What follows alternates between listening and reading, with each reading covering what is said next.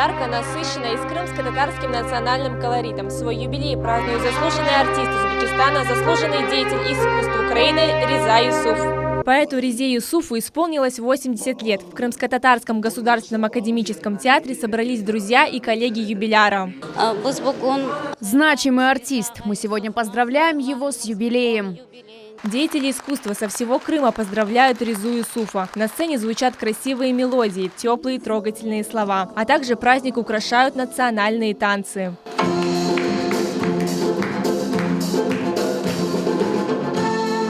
Я думаю, что такие мероприятия должны быть. Это праздник для моего слушателя сегодня. Я мастер художественного слова, поэтому мне сегодня немножко волнительно.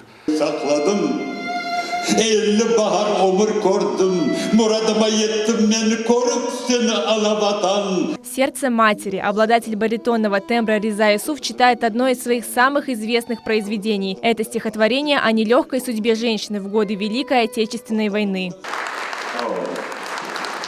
С этим стихотворением Реза Юсуф выступал в библиотеке имени Гаспринского. Там проводили воспитательное мероприятие под названием «Неизвестные страницы Великой Отечественной войны». С интересом слушали стихотворения, которые читал Реза Юсуф.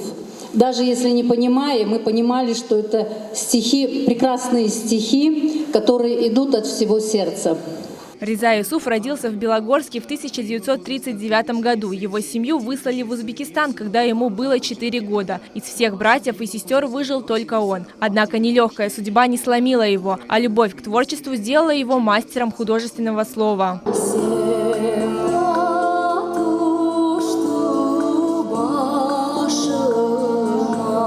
Друзья отзываются о Резе Юсуфе как о человеке верном своему долгу. Также они отмечают широкую любовь поэта к родной культуре и традициям. Первый сборник стихотворений Меншаир Дигилем вышел в 2005 году. 5 лет он работал главным дирижером Крымско-татарского театра. Его творчество отмечено дипломами и призами за границей. Действительно заслуженный человек.